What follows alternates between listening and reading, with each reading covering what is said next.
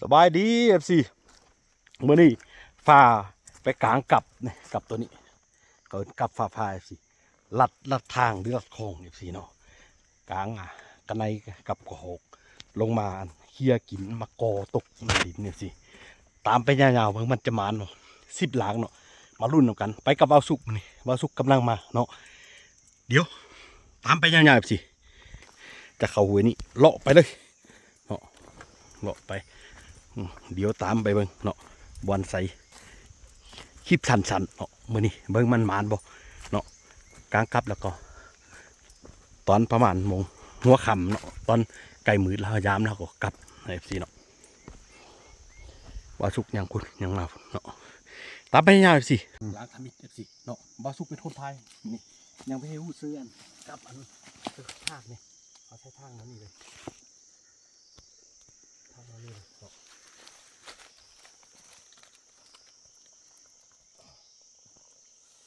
ทางนี้เลย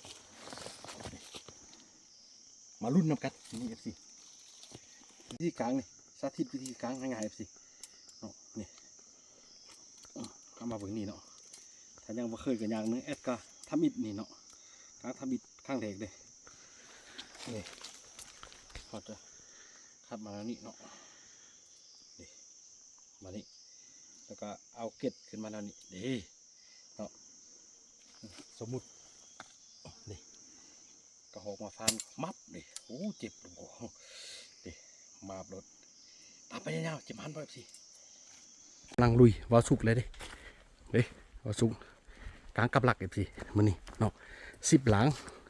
ลอกเบิ่งเนาะหากันมาทดลอง10 หลังสิตามกันไปยาวๆรถเด้หุยนี่หุยเฮาอันมากลางอันกลางตังมันเนาะสุดแล้วเนาะแต่เห็นห้วยอันกันในลงดินไหลสิกระหอกลงดินไหลเอากับลักมาใส่เนาะตามไปหาสิโอ้สุดยอดสิกลางล้างต่อมาแล้วเนาะนี่ยังอีกเอากลางเนาะนี่มันเห็นทางมาเอาใส่รถเนาะตามไปหาสิเบิ่งนี่บาสุกจุดถึงนี่บาสุกลืบก็ไม่นี่เนาะกำลังกลางกับลักสิตามไปยาวๆนี่เอากลางนั่นนี่สิเนาะนี่เห็นทางมาหน่อยนี่อันนี้มันทางกันไนเลยสิเนาะทางกันไนตามไปยาวๆเนาะมาลุ้นกันนี่หุยนี่กลางแถวนี้สิตามกันไปยาวๆสิตอนแรกมาลุ้นกันจะมานบอกล่างทำมิดเปิ้ลบมานสิเนาะมื่อนี่บ่ยินมันออกเลยเนาะสงสัยมันกันไนบ่ออกไปจากเนาะบ่ยินห้องเลยสิเนาะเอาลุ้นต่อไปบ้างหลังนี้ก็บ่มาสิพอดีฝนตกมันยินก็หอกกันในห้องเลยเนาะตามไปยาวรุ่นมึงเนาะจะมานบ่ตัวนี้ก็บ่มาเนี่ยสิเนาะคือวานแหละหากินเนาะสัตว์อยู่ป่าเขาบ่ได้เลี้ยงไปฟ้าฝนเลยสิเนี่ยถ้ามันมานเนาะเคียตัวนี้ลั่นทันนี่จะมานทันทีหน่อยสิเนาะตามไปยังไงสิบ่าวสุกกำลังลงมายามกับหลักสิเดี๋ยวเบิ่งแอดบ่มานเนี่ยสิเบิ่งบาสุกจะมานบ่นี่แอดบ่มาน5 หลังยังหลังนึงอยู่หลุม6 หลังแอดกลางแต่บาสุกกลาง4 หลังมันจะมานบ่นี่มาแล้วตามพญาสิเดี๋ยวเบิ่งเรายังอยู่ถึงเฮ้ยบาสุกมาแล้วจังไรโอ้หำลางไงโอ้ตัวเลยกันในโอ้